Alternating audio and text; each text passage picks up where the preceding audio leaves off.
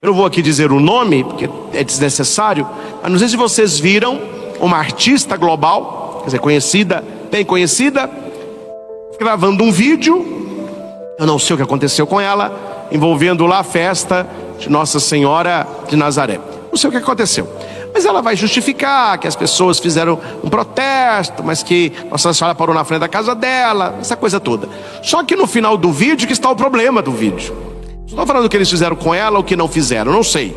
Eu sei que o final do vídeo ela diz assim: esse pessoal ainda não descobriu que não existe verdade. Existe a minha verdade, existe a verdade do outro. Se cada um respeitar a verdade individual de cada um, todo mundo vive bem. Esse é o discurso que agrada e que está por aí. Não existe uma verdade. O que que existe? A minha verdade, a sua verdade. O que você acha é verdade. Não existe uma verdade, existe a sua verdade. Aí vem o caos que nós estamos, essa bagunça social em que vivemos, cada pessoa mais louca que a outra e ninguém fala nada. Não, ele está vivendo a verdade dele. E aqui eu posso brincar com um pouco da Bíblia, né? Sendo que o pai do relativismo, quer dizer, não existe uma verdade, é Pôncio Pilatos.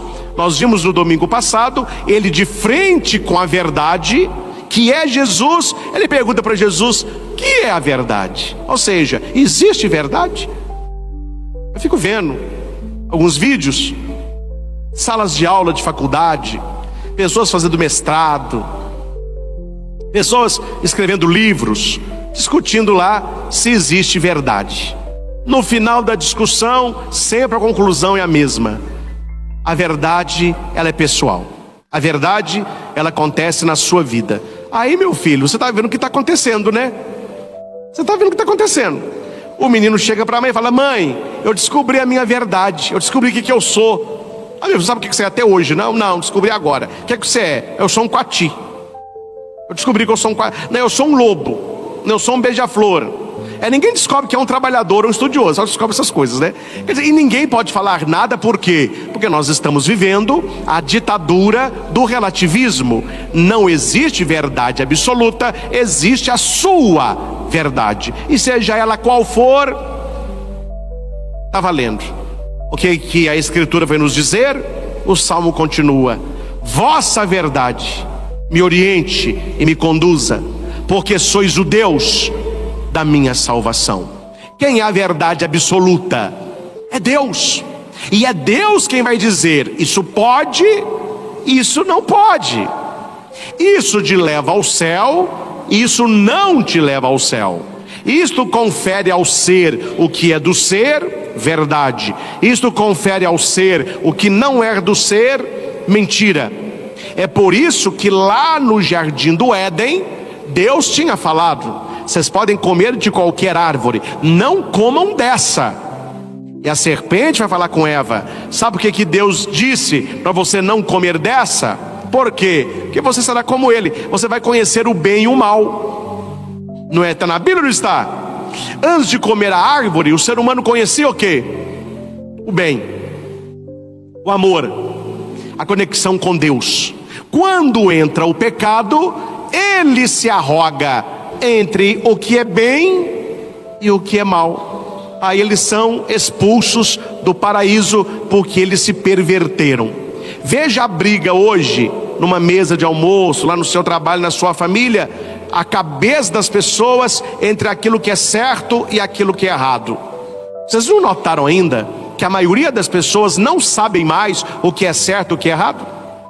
Elas não sabem mais o que é lícito e o que é ilícito. Elas não sabem mais o que é pecado e o que é santidade. Misturou tudo. Tem um amigo meu, ele trabalha na Polícia Federal e ele atua nesse pessoal que vai tirar carteira, examinadora.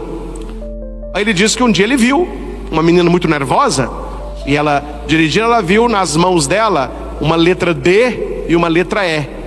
E ela no volante assim. Ele perguntou: o que é isso escrito na sua mão aí? Ah, é para eu não ficar nervoso, que eu confundo este D de direita, este E de esquerda. Ele falou: olha, você pode parar o carro, minha filha. Já levou pau. Você não sabe nem o que é direita e esquerda, como você quer dirigir um carro? Ou seja, quando Jonas, ele é enviado para Nínive, para destruir aquela cidade, o que é que Deus diz para Jonas depois que ele fez a pregação? Eu tenho pena deste povo que não sabe a diferença entre a mão direita e a esquerda. Meu filho, se você perdeu a noção do que é certo e errado, se você perdeu a noção da verdade de Deus, você começa a ter verdade própria. Eu tenho a minha verdade. Eu tenho o meu jeito de viver. Para mim isso não é verdade, para mim isso não é mentira. A crise maior que nós estamos vivendo disso aqui, as pessoas que não querem a verdade de Deus as orientando, as conduzindo, elas querem a verdade da turma, a verdade do mundo, mas não querem a verdade de Deus. O mais difícil hoje, estou falando eu como padre, é uma dificuldade que eu tenho. Se alguém pergunta, padre, me fala uma dificuldade da sua vida de padre. A minha dificuldade hoje, da minha vida de padre, é atender confissão de um povo que não sabe mais confessar, de um povo que não sabe mais a direita, a esquerda, que não sabe mais o que é pecado, o que é santidade. A pessoa vem confessar, a pessoa nem se prepara. Qual o seu pecado, meu filho? Espera aí, você nem precisa pensar, que eu já falo um 7. Não precisa nem pensar. Veja, as pessoas não se preparam para as coisas de Deus. Estamos na preparação para o Natal e precisamos nos prepararmos bem para uma boa confissão. Aí a pessoa vem confessar e ela ainda vomita no meu ouvido. Padre, isso aí para mim não é pecado não. Eu falei, meu filho, o que você acha não fede e não cheira. A sua opinião não conta aqui. O que é pecado é o que a Bíblia diz que é pecado, é o que o Decálogo diz que é pecado, é o que a igreja mostrou. Isso aqui é pecado. Se você acha que não é, e se você não quer se converter, você não precisa nem se confessar. Vai viver como um pagão, vai viver a tua vida. Está assim na cabeça de muita gente. Eu assustei há um tempo atrás, não estou aqui dizendo nomes, mas uma pessoa que se confessou para se casar. Quantos anos de casado? 14. Aí pediu uma confissão. Aí o pessoal marcou direitinho, né? Eu geralmente peço para a secretária falar, peço a pessoa se preparar. Agora eu já estou passando como se prepara, que as pessoas não sabem. A gente tem que ensinar também. Então eu passo. Aí veio a pessoa se confessar. Aí veio com alegria, eu também a recebi com alegria. Falei, mas que bênção, hein? 14 anos sem confessar, o céu está em festa. Padre, que beleza. Eu achei que o senhor ia até xingar. Eu falei, não, meu filho, ia xingar se você não confessasse. Isso você se confessar é uma alegria. Padre, eu estou até mais calma. Eu falei, que maravilha. Então podemos começar? Padre, vamos lá. Tá bom. Muito bem, minha filha, nesses 14 anos sem confissão, quais são os seus pecados? Meu pecado? Aí eu fiquei nervosa com meu filho. Acho que eu falei um palavrão. É falta de missa. Falta de paciência com o marido.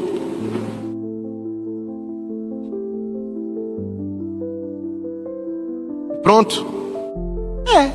Minha filha, eu só não vou te colocar no andor e fazer uma procissão com você agora, porque só tinha um para carregar andor, tem que ter 4.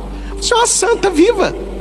14 anos sem confessar, você cometeu 4 pecados só.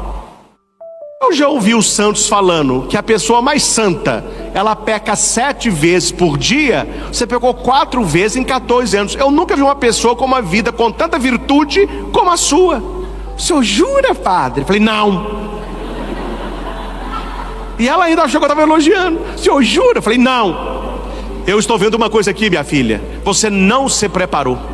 Você não sabe se confessar direito. Mas eu vou te ensinar. Você quer? Claro que eu quero. Então se confessa assim, assim, assim e assim. Aprendeu? Aprendi. Tá aqui essa folha. É um exame de consciência profundo. Como você não confessa há 14 anos, tem que dar uma faxina geral. Aí eu perguntei para ela assim, você limpa a sua casa quantas vezes por semana? Tirando o pó e passando uma vassoura só nos caminhos todo dia. Mas uma limpeza mesmo é toda semana. Então a moça que vai lá em casa falou, olha, então você limpa a sua casa toda semana e pelo menos o caminho, tirar pó todo dia. Então Então imagine comigo a sua casa 14 anos sem limpar. Misericórdia! Falei, seu coração está assim. 14 anos que não limpa. Aí ela, entendeu, gente? Aí a ficha caiu.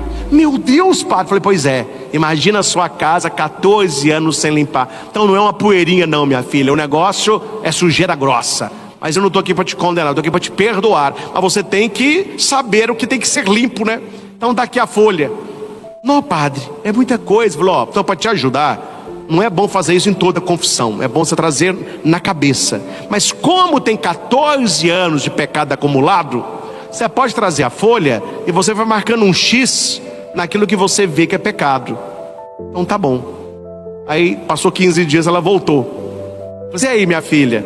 Não, padre, acabou a tinta da caneta.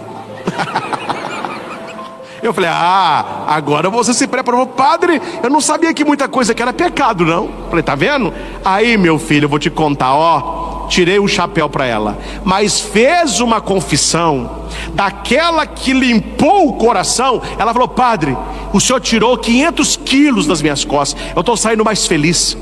Eu estou saindo leve. Falei, são os efeitos de uma boa confissão. E sabe o que você confessou bem e que você recebeu o perdão de tudo isso? Porque você se preparou.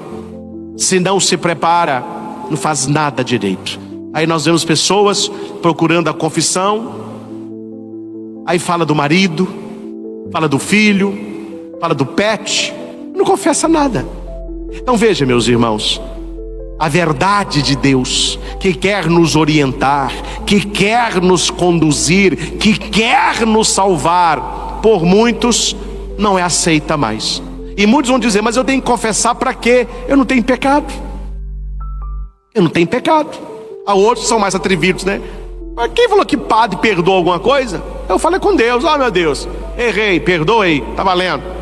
Se as pessoas vão vendo um catolicismo chamado hoje, é um fenômeno. A igreja está tentando responder a este fenômeno, mas é aquilo que nós chamamos de self-service religioso. O que é self-service?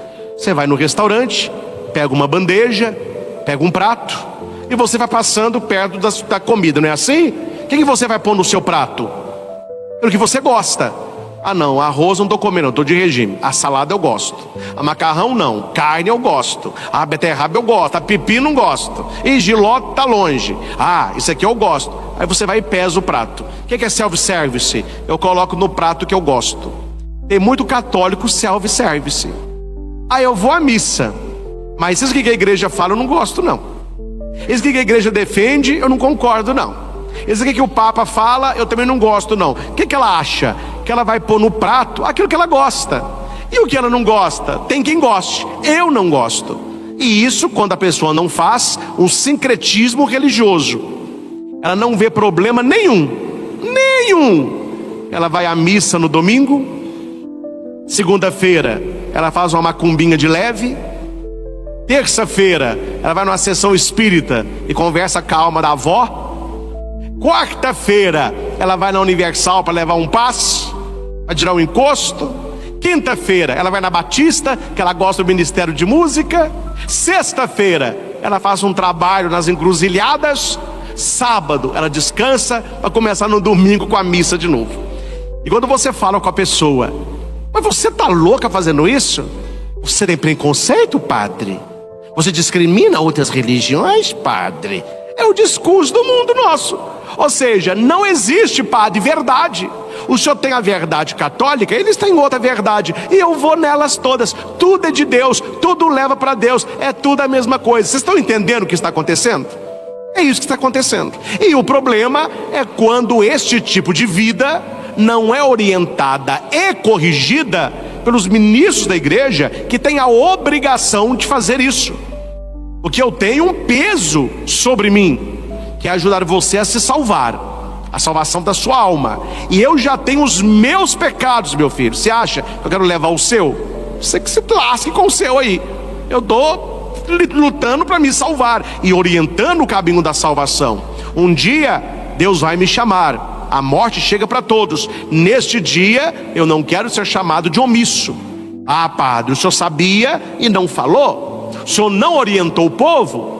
O senhor entrou num disco, esse pecado eu não tenho. Falou, orientei, preguei a verdade, mostrei o caminho. Se seguiram ou não seguiram, foi opção deles. Eu preguei. Mostrai-me, ó Senhor, vossos caminhos. Você vai na missa para quê? Para conhecer o caminho de Deus. Fazei-me conhecer a vossa estrada. Vossa verdade me oriente e me conduza, porque sois o Deus da minha salvação. Quem é motorista aí e usa GPS? Eu não sei dirigir em BH, nossa capital. Eu sei ir a lugares em BH. É diferente. Você ir no lugar, não é você saber dirigir lá dentro. Se eu saio dirigindo lá, eu não sei onde eu estou. O que eu ligo? GPS. O GPS me ensina uma coisa fantástica, que eu comentava ontem com um casal que foi comigo em Cajuru, lá no Manzotti. Você põe o GPS no carro, aí ele te fala: comecemos. Aí você começa a andar com o carro. Primeira, à direita. Tic, tic, tic, tic. A 300 metros, pegue a terceira saída na rotatória. Uma pessoa soberba, o que ela vai falar? Ah, GPS, cala sua boca. Eu vou pegar o caminho que eu quero. Tá bom, meu filho, você pode pegar o caminho que você quer, mas você não vai chegar aonde você deseja. Concordam? E o GPS, ele é um orientador fantástico. Ele podia ser até diretor espiritual. Que é quando você erra, ele não fica te enxugando na cara que você errou. Vire a primeira à direita, a pessoa passa reto. Seu burro, eu falei à direita. Por que você não virou, seu burro? Agora você errou o caminho, você se lascou. Fui, e o GPS desliga. Não é assim que ele fala. Olha que ele está te falando: primeira direita, a 100 metros, à direita, você passa reto. Aí faz um barulhinho assim. E ele fala uma frase que me agrada: recalculando rota. É só você esperar. Ele vai falar: segunda à esquerda. O que o GPS me ensina, gente? Quando você erra, haverá possibilidade de corrigir o erro, porque você consegue pegar a estrada de novo. O problema é quando você vai errando, o GPS está falando, e você nunca pega a estrada que ele está falando. Chega numa hora que você não sabe nem aonde você está. Assim é o tempo do advento. Você errou, então vamos recalcular a rota. Vamos pegar o caminho que o Senhor quer nos mostrar, a estrada que o Senhor quer nos apontar. Se o GPS, ele aponta caminhos na terra, o nosso Deus quer nos apontar caminhos para o céu. Aí eu não pergunto só para o GPS, eu pergunto para Deus na oração: meu Deus, mostrai-me os vossos caminhos e fazei-me conhecer a vossa estrada. O evangelho que nós ouvimos é do capítulo 21 de Lucas e fala sobre linguagem apocalíptica. O que é isso? Finais dos tempos. Mas aqui tem uma palavrinha mágica e que nós precisamos estar atentos a elas. Está no primeiro versículo. Naquele tempo Jesus disse a seus discípulos: haverá sinais. Completem. Haverá sinais. Pode ser melhor. Haverá sinais. Aqui Jesus diz: no sol, na lua, nas estrelas. Ele vai dizer uma série de sinais. Mas hoje na nossa vida, você consegue ver os sinais de Deus indicando para você qual o caminho, qual a estrada, qual a verdade? Nós teremos no tempo de Natal uma festa que eu gosto muito, chamada Epifania. Vem de Epifanos, manifestação. O que é a Epifania? É a visita dos 3 reis magos. Esses 3 reis, eles viram um sinal. Qual que era o sinal? Que apontava para onde? Belém. Qual que é o sinal hoje na sua vida que aponta para Deus? Nós estamos conseguindo ver os sinais. Que é interessante, né? Nós temos a síndrome do traído. Você já ouviu falar? Síndrome do traído? Ninguém nunca ouviu falar, não? O que é síndrome do traído? Todo mundo sabe que ele estava sendo traído. Quem é o único que não sabe? Ele. Aí no final: mas vocês sabiam? Todo mundo: meu filho estava na cara, estava namorando uma piriguete. Todo mundo comenta isso. Você não sabe porque você não quer ver. Os sinais são dados, mas quem não reza, não vê. Quem não adora, não vê. Quem não conhece a palavra, não vê. É a mesma coisa que eu não falo, não sei se alguém fala, escreve japonês.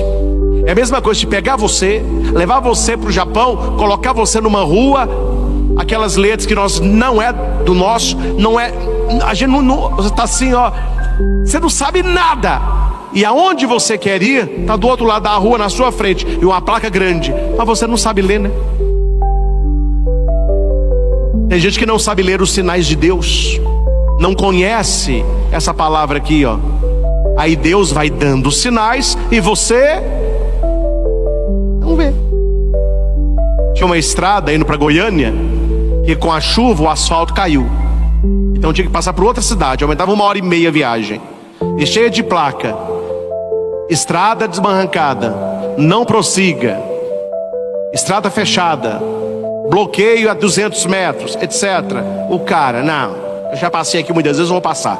Chegou, tinha umas, não sei o nome, umas cerquinhas de madeira, amarela e preta, proibido. Falou, não. Falou que a mulher, pode tirar que nós vamos passar aqui mesmo. A mulher, tira. Eu já passei aqui outras vezes. Tirou, estava 120, o que aconteceu com o carro? Caiu no buraco, quase que mata ele e a mulher. Aí os policiais perguntaram, mas você não viu os sinais não? Tá cheio de placa ali atrás.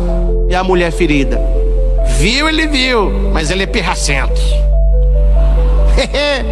É, pirracento. Deu no que deu, né? Como eles falam hoje na internet, é um amostradinho, né? Um amostradinho. Terminou aonde terminou. Meus irmãos, entendo que a palavra de Deus está falando para você. É interesse seu, não é interesse meu, não. Eu quero ver os sinais de Deus na minha vida. Eu quero construir uma casa neste lugar. Eu quero trabalhar nessa empresa. Quero namorar com aquela mulher. Eu quero comprar aquele carro. Se você reza, Deus vai dar sinais. Se é sim, se é não, e se é espere. Mas como ninguém quer saber de sinais de Deus, eu quero, eu faço, eu vou. Vai amostradinho, né? Você vai ver no final o que vai dar. Jesus está falando, haverá sinais. E aquele que reza, ele consegue interpretar não apenas os sinais do sol e da lua, mas os sinais da própria vida. As famílias hoje estão sendo destruídas por quê? Porque ninguém vê sinal de nada. O seu filho era de um jeito, ele está do outro. Seu filho está saindo com gente estranha. Ele chegava cedo em casa, só chega de madrugada, só está trancado no quarto. Você não sabe o que está no celular, internet comendo madrugada toda. Depois você sente cheiro de mato verde queimado. Fala, o que está acontecendo com esse menino? Um sinal atrás do outro. E os pais, ó, dois babaca, ó. Hora que o leite entorna, mas como que a gente não viu? Os sinais são dados. Os sinais são dados. A pessoa sente uma dor do lado, ai, passou. Na outra semana, nossa, essa foi mais forte.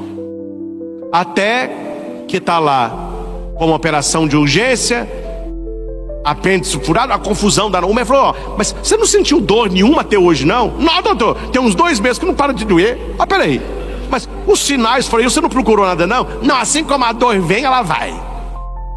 Os sinais foram dados. Os sinais foram dados. A mulher trata o marido mal, ou o marido tratando a mulher mal, já não se beijam mais, não tem mais relação, não conversam, já não dormem na mesma cama. O marido chega, a mulher finge estar dormindo, já não conversam. Aí o marido começa a ver a mulher, ela está fazendo uma dieta, ela já está com roupa bonita, está passando batom, ela está saindo toda sexta-noite, sábado sai com as colegas, está almoçando fora. O marido está mais bonitão, está mais musculoso, está saindo, está usando perfume, comprou roupa nova. Gente, os sinais estão sendo aí, ó. E a pessoa, estão me entendendo, gente? Sim ou não? Os sinais são dados, sim ou não? Mas é preciso o quê? Jesus está falando: haverá sinais. Felizes aqueles que sabem interpretá-los. Tem sinal na sua vida pessoal, tem sinais no seu casamento, tem sinais na sua família, tem sinais no seu trabalho. A gente fala: não, pai, eu assustei, eu fui despedido. Meu filho, se você voltar, teve vários sinais antes. Chamar de atenção, não chega na hora, fala demais, mexendo no lanche dos outros da geladeira, levando para sua casa coisa da empresa. Aí, chega numa hora, sinais. Mas quando essas coisas começarem a acontecer, os sinais de Deus, não é para que fiquemos com medo. Quem ouve o Evangelho fala: meu Deus, quando chega esse dia, eu vou tremer de medo. Não. Quem tem que tremer de medo são os ateus. Quem tem que tremer de medo são os que não têm fé. Quem tem que tremer de medo são aqueles que perseguiram o nosso Senhor e a sua igreja. Esses vão tremer de medo. Aqueles que têm fé, a hora que o Senhor estiver voltando em glória, se alegrarão, glorificarão o nome de Deus. Eu vi uma figura na internet, devia ter salvo, não salvei, mas é linda. Nem sei se é uma figura católica, mas é muito bonita. Jesus voltando, o mundo acabando, aquele auê pegando fogo, e no alto do monte, várias pessoas assim, ó. Estes somos nós, né, meus irmãos? Para nós será um dia de libertação. A palavra diz: quando essas coisas começarem a acontecer, levantai a cabeça, porque a vossa libertação está próxima. E último ponto da pregação de hoje: cuidado com aquilo que te torna insensível. Tem coisa pior que você se relacionar com alguém insensível. O que é uma pessoa insensível? Tanto fez como tanto faz, sente mais nada. E aqui diz que 3 situações nos tornam insensíveis. Jesus quem está dizendo: tomai cuidado para que os vossos corações não fiquem insensíveis. Eu estou no versículo 34 do capítulo 21 de Lucas. Como que o meu coração fica insensível? Primeiro, pela gula. Tem gente que come para viver, tem gente que vive para comer. E o problema não é só a gula, o comer. Não tem a ver com tanto que eu como. É porque, segundo o estudo da virtude, alguém que tem o pecado da gula, que é exagero, ele tem outros pecados escondidos atrás da gula. Por isso que a pessoa é gulosa. Se o problema fosse, meu filho, só comer, uma boa dieta resolvia. Não é aqui. A pessoa que tem gula, geralmente, ela está fugindo de algo. Ela tem o pecado da preguiça, o pecado do exagero. Então a gula, ela vai escondendo várias coisas. E segundo o que Jesus disse, o pior da gula, ela torna o seu coração insensível. Segundo, que acompanha a gula, a embriaguez, que é uma falta de equilíbrio, que é um vício. E segundo São Tomás de Aquino, é a porta do desequilíbrio. Você quer ver uma pessoa desequilibrada? Veja a pessoa que bebe, ela não tem equilíbrio.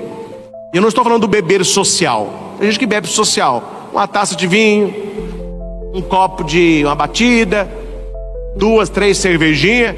Tem gente, você conhece, meu filho, não pode começar, que a pessoa não sabe parar. E você quer ver uma pessoa desequilibrada? Estou falando porque a palavra diz: brigue com Jesus. É uma pessoa que você diz para ela assim: vai ter festa, oba, mas não tem bebida, então eu vou fazer o que lá? E o pessoal acha normal. Mas todo mundo fala isso. Faz o que todo mundo faz. Veja, não é uma pessoa que tem alegria, contentamento. Ela não está indo para conviver, ela não está indo para festejar a vida. Não. Se não tiver álcool, não tem festa para mim. Uma festa sem álcool, o que eu vou fazer lá? Então veja, uma pessoa desequilibrada. E Jesus fala pior: a pessoa se tornou insensível. Eu tenho um caso perto de mim, não é da minha família, mas bem perto. Aniversário de 5 anos do menino. O pai está se livrando do vício do álcool, então sem bebida. Chamaram a família toda. um irmão dela, sabe como que é, né? Um irmão dela, e o avô do menino, que não fica atrás, não foram. Por que não foram? Eu vou fazer o que no aniversário? Tem bebida? Vocês viram um coração insensível? O neto, meu filho, que se lasque.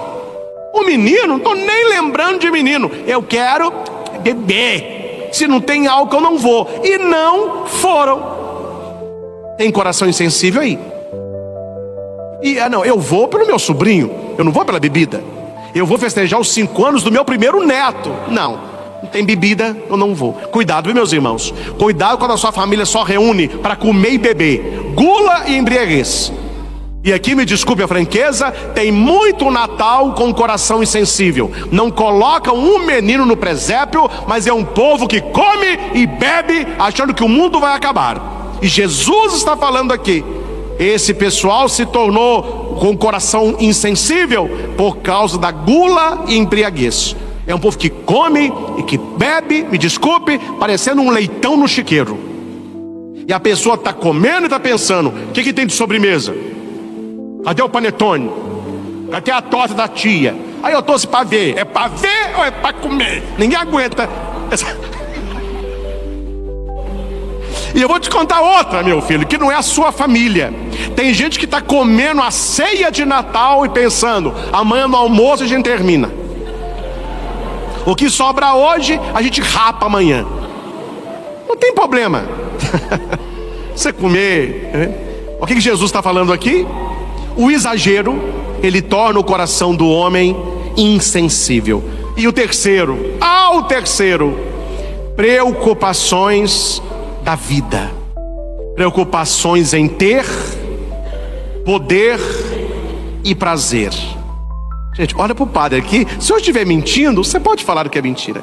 Eu conheço assim de gente, que vive para comer, beber, e quando ela não está comendo, e não está bebendo, e não está dormindo, esperando um infarto, a pessoa está fazendo o quê? Ela está preocupada com a vida. E na maioria das vezes, a preocupação com a vida envolve o quê? Se não está comendo, se não está bebendo, se não está dormindo, onde que cabe Jesus numa vida dessa? Onde que cabe conversão numa vida dessa? Onde que cabe Espírito Santo numa vida dessa? Onde que cabe santidade numa vida dessa? Não cabe. E esse discurso de Jesus não é para o que estão no mundo, porque o que estão no mundo, meu filho, eles comem, eles bebem, se preocupam com as coisas e vai que atua. Mas o discurso de Jesus é para nós que estamos na igreja. Quantas vezes nós temos esta preocupação? E não é uma preocupação aqui que não se possa fazer no equilíbrio. Vamos fazer uma ceia de Natal, por que não? Vamos as coisas gostosas, por que não? Nós temos as coisas da nossa vida, só que o problema da gula, da embriaguez e da preocupação da vida, eles tomam o lugar de Cristo. Lembrem da parábola do semeador. A palavra é sufocada pelas preocupações da vida. E Jesus vai dizer: ficai atentos e orai. Atentos e orai. Repita comigo: atenção e oração. Atenção e oração. Oração e atenção. Oração e atenção. Orai e vigiai, para não cairdes em tentação. O espírito está pronto, mas a carne é fraca. Jesus está nos ensinando a nos prepararmos bem para o advento deste ano. Não torne o seu coração insensível. Olha o que Jesus disse, você tem que entender o que Jesus está dizendo. Jesus falou que comer torna o coração insensível, sim ou não? Sim ou não? Não, gente, você vai morrer de fome, meu filho. Tá vendo? Por isso que eu falo, o pessoal ouve pregação, mas não entende nada que padre fala. Tá tudo aí, não entende nada. Onde que eu disse na homilia que comer é pecado? Onde que eu disse na minha pregação que beber é pecado? Onde que eu disse que você não tem que cuidar da sua própria vida? O problema aqui é o exagero. Uma coisa é você comer, outra coisa é você ter o pecado da gula. Uma coisa é você beber, outra coisa é você se embriagar. Jesus, nas bodas de Caná, ele ofereceu para aqueles noivos mais de 600 litros de vinho. E você não vê Jesus trocando as pernas. Ou seja, ele com os discípulos beberam vinho, mas eles não se embriagaram. Ah, padre, eu não vou me preocupar nada com a minha vida mais. A partir de hoje, eu vou ficar só esperando. É, meu filho, é boleto chegando, é conta chegando, é água, é luz. Nós temos as coisas da vida, nós temos que comer, nós temos que beber. Mas a coisa aqui é o exagero, é o desequilíbrio, é o vício que vai tornando o coração insensível. Quer ver só uma coisa boa como fica ruim? Cuidar da saúde é bom? É. Fazer exercício é bom? É, quem não gosta tem que fazer. É bom. Ir na academia é bom? É bom. Só que tem gente que vive para isso. A pessoa está viciada no corpo dela, ela se idolatra. Até eles estão pondo hoje espelho à prova de... que se deixar a pessoa pula nela mesmo. Ela faz exercício e fica assim, ó. Ela se baba. Que desequilíbrio, né, gente? Todo desequilibrado. Uma coisa boa pode virar uma coisa ruim quando perde o... Então entenderam o que é o advento? É um tempo que Deus quer o quê? Equilibrar a nossa vida, equilibrar o nosso coração, equilibrar as nossas escolhas. Que Deus nos abençoe, que Deus abençoe a sua vida. Leia de novo as leituras deste primeiro domingo do advento, principalmente o Evangelho. Peça a Deus que Ele te mostre os sinais. Não tenha um coração insensível por causa da gula, da embriaguez e das preocupações. E busque ter atenção e oração. O Senhor está para chegar. Louvado seja nosso Senhor Jesus Cristo, para sempre seja louvado. Venha participar conosco dos 21 dias para ter o melhor ano da sua vida. Basta clicar no link aqui embaixo, fazer sua inscrição, e você já será direcionado para a plataforma onde vamos fazer as meditações e exercícios para começar o ano novo, com um ânimo diferente e com a força que vem de Deus para vencer as dificuldades e fazer acontecer novas oportunidades. Vem com a gente!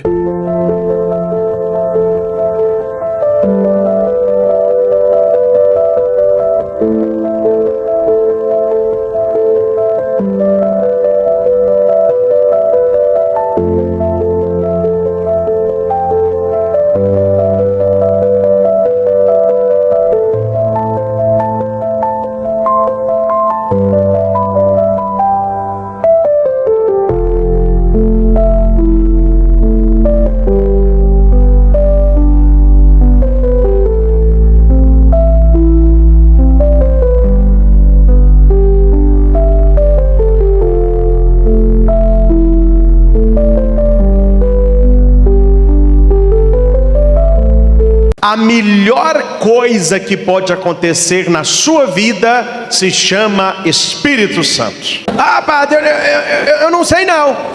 Eu não sei não. Se você ainda não sabe disso, é por isso que a sua vida está do jeito que está. É por isso que você ainda não chegou aonde você poderia chegar. É preciso fé e é preciso sabedoria para ler os sinais de Deus. Na missa eu não leio, porque eu tenho lido muito na rádio, no nosso programa lá. Mas toda semana recebo inúmeras cartas de pessoas que têm alcançado verdadeiros milagres na missa da família. Enquanto outros me dizem: ah, padre, o que está errado? Talvez não esteja nada errado com você. Das duas, uma. Ou você não tem usado a sua fé, está aqui de corpo, mas a sua alma ninguém sabe onde está. Ou você não tem tomado consciência da vontade de Deus para a sua vida. Pode ser que a vontade de Deus para a sua vida se manifeste no sim, mas pode ser que se manifeste no não. Talvez aquilo que você quer não é o melhor para você. Talvez aquilo que você pensa que é o essencial é secundário. Quem é que nos dá este discernimento? Quem é que nos ensina o que é bom ou não para mim? Quem é? O Espírito Santo. Por isso que você tem que ser cheio do Espírito, para que você não fique amassando barro. Tempo investido em Deus é tempo investido na vitória. Repita: tempo investido em Deus é tempo... Gente, eu não sei a sua vida, mas a minha vida eu não tenho tempo para perder. Mexo com muita coisa, minha vida é uma loucura da hora que eu acordo à hora que eu deito. Mas eu tenho que rezar muito, eu tenho que ter horário de oração, e eu digo para o Espírito, eu falo, olha, o Senhor me unja, me ilumine e me mostre o caminho, porque sem a tua unção eu vou ficar amassando barro, eu vou ficar... Não, eu quero que aquilo que eu vou fazer, se não é para fazer, eu não vou nem começar. Se é para começar, é para dar certo. A maioria das orações que eu faço são coisas religiosas, né? O projeto, viagem, evangelização, retiro. Então tudo aquilo que a gente faz com o Espírito sempre dá certo. Tudo aquilo que você faz com o Espírito sempre dá certo. Padre, não tem 1% para dar errado? Não. Eu te dou exemplo, a minha vida. Tudo que eu faço com o Espírito dá certo. Cresce, prospera, frutifica, porque Ele é colocado em primeiro lugar. Mas você tem que ser humilde, porque quantas coisas eu quero, e no meu coração eu sinto Ele falando para mim, então tá bom, não vou fazer. O que vai adiantar fazer? Vai dar errado. Tanta coisa que eu não quero, que Ele faz assim, vai sim, eu vou. E quanta coisa que eu quero, e que Ele fala, vai, aí que é o mais gostoso. Você quer? Gente, isso é relacionamento com o Espírito Santo. Mas como que é isso? O senhor conversa com isso, o senhor sente o Espírito, etc. Isso não tem como eu falar para você. Isso é experiência pessoal. Entra no teu quarto, fecha a porta e ora em segredo. E no segredo do seu quarto, você vai ficar cheio do Espírito Santo. Atos 2, 1 a 4. Chegando o dia de Pentecostes, estavam todos reunidos no mesmo lugar. De repente veio do céu um ruído, como se soprasse um vento impetuoso, e encheu a casa onde estavam sentados. Apareceu-lhes então uma espécie de línguas de fogo, e se repartiram e pousaram sobre cada um deles. Repousaram sobre? O que significa sobre cada um? É a mesma coisa que eu falar sobre todos. Você também é digno do Espírito Santo. Tem gente que acha que é só para o outro. O Espírito Santo é só para o Papa. O Espírito Santo é só para o Bispo. O Espírito Santo é só para o Padre. O Espírito Santo é só para quem está do meu lado, da minha frente. Aqui mesmo não está respingando nada, eu não estou sentindo nada. A leitura diz que repousou sobre cada um deles. Esse cada um, você está no meio. Ele repousa sobre você também. Agora, mas por que não acontece nada? Vários exemplos eu tenho. Ou o seu copinho está virado com a boca para baixo, ou o seu guarda-chuva está aberto, ou você está com capa de chuva, está caindo a água do Espírito, mas você não se molha. E eu vou dizer mais, você não se permite molhar. Quando é que a gente não permite que o Espírito Santo faça uma obra em nós? Vários motivos. Primeiro motivo, eu não amo o que não conheço. Como você não conhece o Espírito Santo, você não se abre totalmente a Ele. Segundo motivo, medo. Se eu me abrir ao Espírito, o que Ele vai fazer em mim? Eu já respondo, uma festa. Se você se abrir ao Espírito, Ele entra em você e Ele faz uma festa. Terceiro motivo, que não se abre ao Espírito, respeito humano. O que os outros vão pensar de mim? Desconhecimento, medo, respeito humano. Não recebe o Espírito e não tem uma vida de qualidade espiritual. O resto é consequência disso. Gente, água mole em pedra dura, tanto bate até que fura. Vou falar mais uma vez. Você tem que investir a sua vida na qualidade espiritual. O restante vem por acréscimo. E olha que eu falo sem medo de errar, um dos poucos que bate nessa tecla. Tem gente que preocupa com muita coisa, o Espírito, coitadinho, fica para depois. Não, eu acredito que a nossa qualidade de vida passa pela nossa espiritualidade, porque a Bíblia me diz que a porta que Deus abre, homem nenhum fecha. Então você não fica preocupado com os outros, você não fica preocupado com pessoas, mas você fica ocupado com Deus. Uma coisa é você viver preocupado com o que os outros vão dizer, outra coisa é você ficar ocupado com o que o Espírito Santo pode te dar. E a vitória não está na primeira, está na segunda opção. Se ocupar do Espírito Santo. Desceu sobre cada um deles, e eles ficaram cheios do Espírito Santo. Eles ficaram cheios. O que é uma coisa cheia? Qual que é outra palavra que eu posso dizer? Eu não quero falar cheio. Eu falo o que? Eles ficaram o quê? Falou aí. Completos. Uma coisa cheia é uma coisa... Você já notou que a gente nunca está completo? Eu quero isso. Aí você conquista aquilo. Agora eu quero aquilo. Você conquista aquilo. Eu quero aquilo. Você conquista aquilo. Eu quero aquilo. Você nunca está satisfeito com nada. Nada está satisfazendo a gente. Aí eu quero celular. Toma um raio de celular. Passa 4 dias. Eu quero passear. Passei. Eu tô com vontade de comer isso. Come. Agora eu quero uma roupa. Compra. Meu filho, quando você vai ficar satisfeito? Nunca. Porque as coisas de fora para dentro nos dá uma falsa sensação de satisfação. Mas é transitório. Você almoça, eu falo domingo, que domingo a gente come um pouco mais, amém? Você não come, profetiza isso aí. A gente come e você fala assim, nó, eu não quero ver comida na minha frente nunca mais. Eu comi achando que o mundo vai acabar. Fica olhando uma pessoa que falou isso. Ela vai lá tirar a soneca, como comeu demais, né? Aí acorda ali para 3h30, 4 horas. Aí já acorda assim, aqui, ó. Qual que é ruim? Tem um chá aí? Não, eu fiz um café. Tem pão de queijo, desce. Comeu. Amém? As nossas satisfações, todas, elas são transitórias. Menos a que o Espírito Santo nos dá.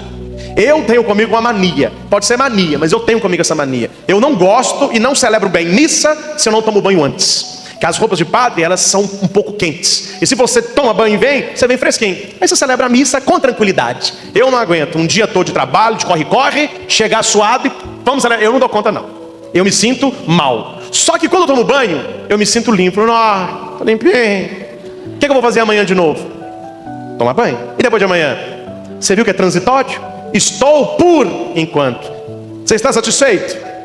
Você é feliz? Depende. Se você é feliz com pessoas, com coisas e situações, sinto muito lhe dizer, sua felicidade é por enquanto.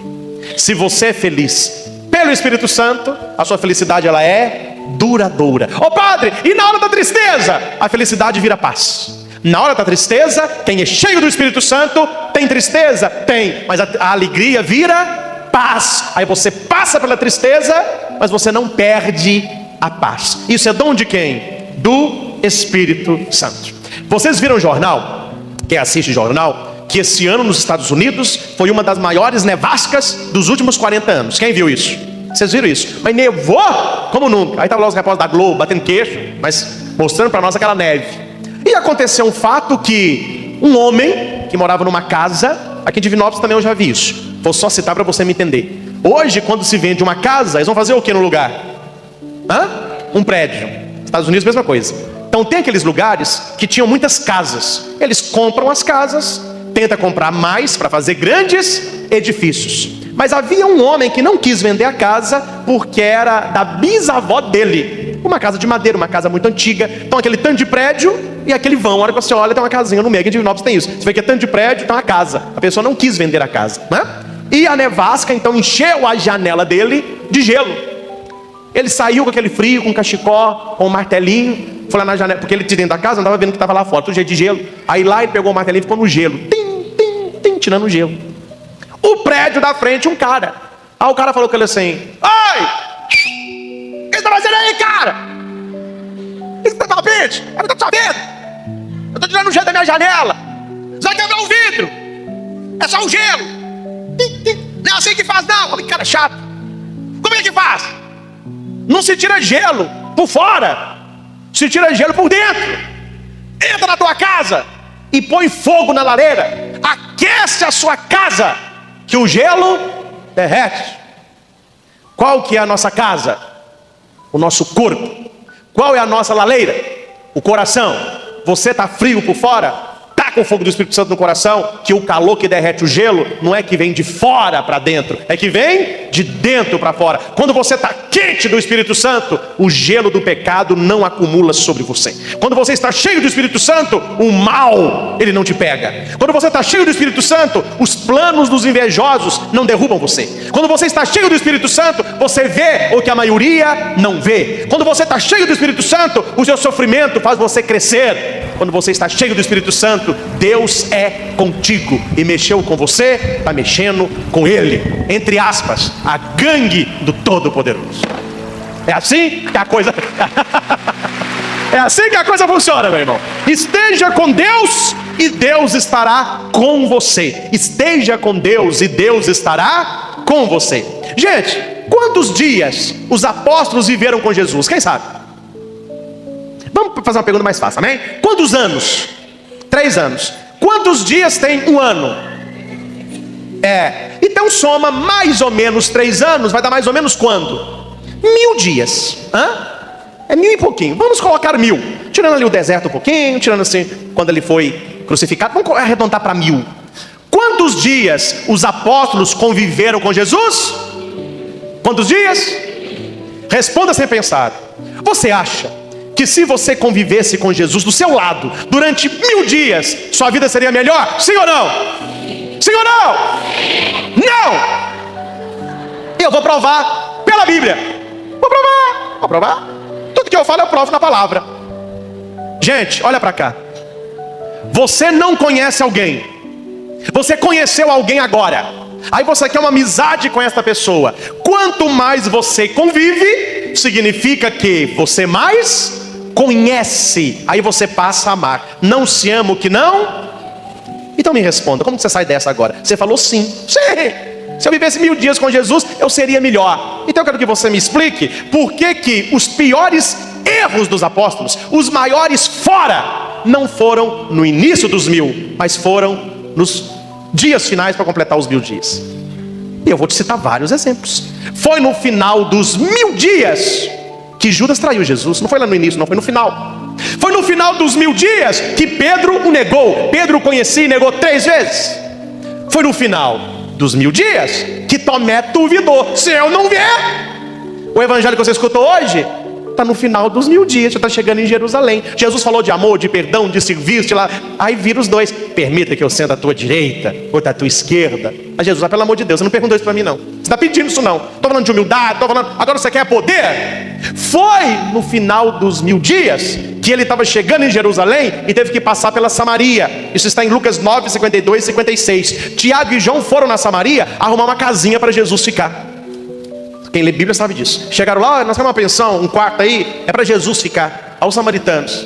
Vocês estão indo para onde? Para Jerusalém. Está cheio, tem quarto não, tem casa não. Não tem lugar para vocês aqui não. Por quê? O samaritano não combina com o judeu. Por isso que tem aquela parábola, o bom samaritano. O judeu não ajudou, quem foi que ajudou? O samaritano. Só que os samaritanos não quiseram acolher Jesus. Falou, não tem lugar aqui não. Aí Tiago e João chegaram ao pé. Gente, olha a cabeça de Tiago e João. Chegaram ao pé de Jesus. Jesus, eles não quiseram te acolher não. Jesus, o senhor quer que a gente reza para Deus mandar bola de fogo para acabar com aquele lugar? Jesus, não, você não falou isso não. Pelo amor de Deus. Gente, toca, cadê as trombetas do Apocalipse? Gente, eu falei para vocês a vida toda, perdoa quem te ofende. Se der um tapa numa face, mostra outra. Se te pedir a túnica, tá humano. Se pedir para andar 1 quilômetro, anda 2. Ama o inimigo. Agora vocês me vêm com essa para tacar fogo no samaritano que não quis me receber. Olha, não sei de que espírito sois. Isso está em Lucas capítulo 9, versículo 53. Não sei de que espírito sois. Gente, olha para o padre e responde. Quem é cheio do Espírito Santo deseja maldade para os outros? Quem é cheio do Espírito Santo pede para Deus pesar a mão no outro? Tem gente que bate peito igreja e pede, oh meu Deus, faça justiça com aquela mulher, aquela vagabunda. A oração da mulher, ai meu Deus, ela caiu e torceu o cotovelo, torceu o tornozelo, por que não quebrou a perna? Gente, não sei de que espírito sois. Jesus conhece o Espírito Santo. Esse outro espírito aí pode ser espírito de pouco, mas não é Espírito Santo. Quando Jesus olha para você, Jesus não lembra você, está olhando para mim, e ele vê o que a gente está fazendo, ele fala, vós sois do Espírito Santo. Ou ele fala, não sei que espírito sois. Pelo que o Senhor está fazendo, eu não sei que espírito está agindo em você. Não é o Espírito Santo. Um dia eu fui pregar num lugar de uma mulher muito animada, muito assim, quente e sorridente, muito assim, tá me entendendo, né? À vontade. Caiu um cisco no olho dela. Aí quase que eu peguei, minha filha, não sei que espírito sois. Ai, eu tô quente. É o Espírito Santo. Eu pensei, tá mais para pomba gira do que Espírito Santo. É Espírito Santo? Nenhum nisso aí. Tá manifestando só coisa. Gente, o que você faz define que espírito você tem. Olha que é Tiago e João, são apóstolos. Não sei de que espírito sois. E olha que isso tudo que eu estou falando foi no final dos 1000 dias. E eu perguntei para você, você acha que andando 1000 dias com Jesus ia resolver o seu problema? Você falou, sim. Por que não resolveu dos apóstolos? Por que eles só deram fora, atrás de fora, no final de 1000 dias? Se eu for Jesus, gente, eu desistia. Viu a TV que eu não sou? Eu desistia. Chamei os 12. Um traiu, um negou, um duvidou, 2 queria poder, 2 queria acabar com essa Maria com bola de fogo. Sobrou quanto, gente? Mas é um fora atrás do outro. E tem gente que fica comigo assim, Padre Cleide, fala isso não, fala isso não. Por que é, meu irmão? Eu não pode falar isso. Porque o meu sonho era caminhar com Jesus. Imagina, eu andando com Jesus em Jerusalém, eu sentado com ele, ouvindo ele falar, eu vendo ele fazer milagre. Gente, nós estamos muito melhores que os apóstolos. Se você não sabe, eu vou te contar essa. Nós estamos muito melhores que os apóstolos, porque os apóstolos tinham Jesus do lado, e nós temos Deus dentro de nós pelo Espírito Santo. Nós temos Deus dado a nós. E os apóstolos cometeram os erros que cometeram justamente por isso. Eles tinham Jesus do lado. Tem gente que até hoje tem Jesus do lado, tem o Espírito Santo do lado, e na verdade ele quer estar aonde? Dentro de nós. O Espírito Santo é presente de Deus para você. Fala quem está do seu lado isso. O Espírito Santo é presente de Deus para você.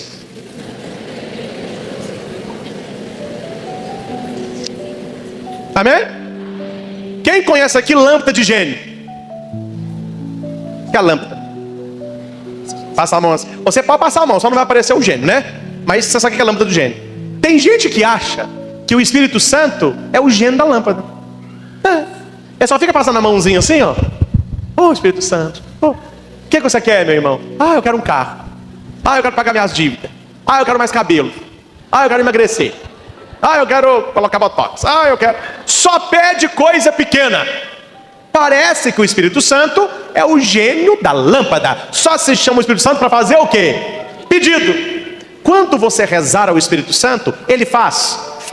Ele cura. Ele renova. Mas isso é consequência da sua presença. Vem, Espírito Santo. Quando ele vem sobre você, a presença dele traz o resto todo. O problema é quando a gente pede o resto e não quer o Espírito Santo. O Espírito Santo não é gênio da lâmpada. Tem uma lenda africana, achei interessante, que falou que no início dos tempos Deus morava no meio do povo, numa árvore muito alta. Então tinha uma árvore e Deus estava lá. Aí todo mundo, ninguém chegava perto, né? Quando chegava perto da árvore, reverência a Deus.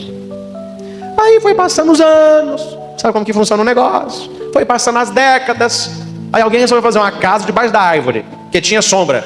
Aí fez a casa. Colocou um fogão a lenha. Começou a queimar palha, queimar lenha. Começou a subir aquela fumaceira na cara de Deus. Aí Deus ficou... Ele teve que ir para mais alto. Teve que se distanciar.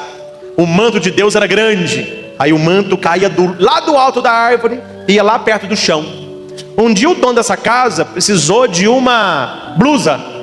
Não pensou 2 vezes. Pegou a tesoura e cortou um pedaço do manto de Deus. Deus falou, mas tá difícil, hein? Aí Deus puxou o manto. Aí um dia o homem estava com fome, não tinha nada para comer. Ele olhou assim e viu o pezinho de Deus. Ele foi e cortou o dedinho de Deus. Aí Deus tirou o pé. Aí Deus foi para longe. Aí todo mundo ficava, desce Deus, vem para mais perto da gente. A gente quer Deus perto. Alguém perguntou para Deus, por que o senhor não desce? Aí Deus falou assim, tá louco? Toda vez que eu desço, você quer só aproveitar de mim? Ou não entendeu? Pega desenho. Gente, no coração de muita gente, Deus não desce porque a pessoa só quer aproveitar a Deus. Não ama a Deus, mas só quer as coisas de Deus. Quem só quer coisas de Deus, nunca receberá Deus. E Deus em nós é o Espírito Santo. Guarda no seu coração isso. O Espírito Santo não é gênio da lâmpada. Ele é Deus em mim. O Espírito Santo não é gênio da lâmpada. O Espírito Santo Ele é... Quem não quer ter Deus em si, meu irmão? Quem não quer? Todo mundo quer. Mas a gente faz por onde?